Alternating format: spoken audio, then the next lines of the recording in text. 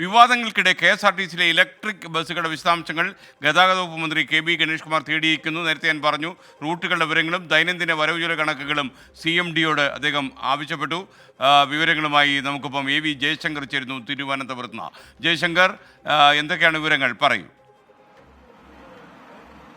SKN KSRTCയുടെ electric ബസ്സുകൾ പിൻവലിക്കുന്നതുമായി ബന്ധപ്പെട്ട വലിയ വിവാദമുയർന്നതിന് പിന്നാലെയാണ് ഈ ബസ്സുകളുടെ വിശദാംശങ്ങളും ഒപ്പം ഇതിൻ്റെ വരവ് ചെലവ് കണക്കുകളും മന്ത്രി KB ഗണേഷ് കുമാർ തേടിയിരിക്കുന്നത്. ഇതുമായി ബന്ധപ്പെട്ട വിശദമായ റിപ്പോർട്ട് സമർപ്പിക്കാൻ CMDക്ക് മന്ത്രി നിർദ്ദേശം നൽകിയിട്ടുണ്ട്. ഓരോ ബസ്സുകളുടെ റൂട്ടും ഒപ്പം കൃത്യമായി ലഭിക്കുന്ന വരുമാനവും നൽകണമെന്നാണ് ആവശ്യം.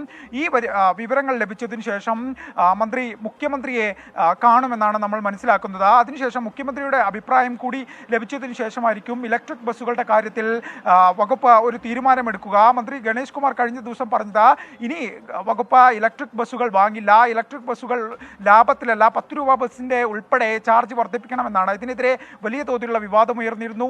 ഇന്ന് പ്രശാന്ത് MLA, CPM സംസ്ഥാന സെക്രട്ടറി MP ഗോവിന്ദൻ ഉൾപ്പെടെയുള്ള ആളുകൾ ഇതിനെതിരെ പരസ്യ വിമർശനമായി എത്തിയിരുന്നു. ഇതിന് പിന്നാലെയാണ് മന്ത്രിയുടെ നടപടി. എന്തായാലും എല്ലാ വശങ്ങളും പരിശോധിച്ചതിന് ശേഷം ഒരു തീരുമാനത്തിലേക്ക് എത്താനാണ് നിലവിൽ KB ഗണേഷ് കുമാർ ആലോചിക്കുന്നത്.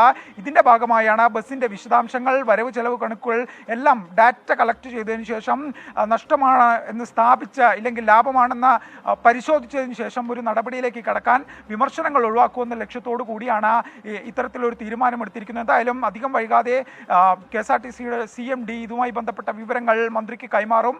ഇതിനുശേഷം എത്രയും വേഗം തന്നെ മന്ത്രി മുഖ്യമന്ത്രിയെ കാണും. അതിനുശേഷമായിരിക്കും ഇലക്ട്രിക് ബസ്സുകൾ പിൻവലിക്കുന്ന കാര്യത്തിൽ ഇത് തുടരണോ വേണ്ടയോ എന്ന കാര്യത്തിൽ മുഖ്യമന്ത്രിയുടെ ഉപദേശം കൂടി തേടിയതിനു ശേഷം ഗതാഗത വകുപ്പ് മന്ത്രി ഒരു അന്തിമ തീരുമാനമെടുക്കുക. SKN.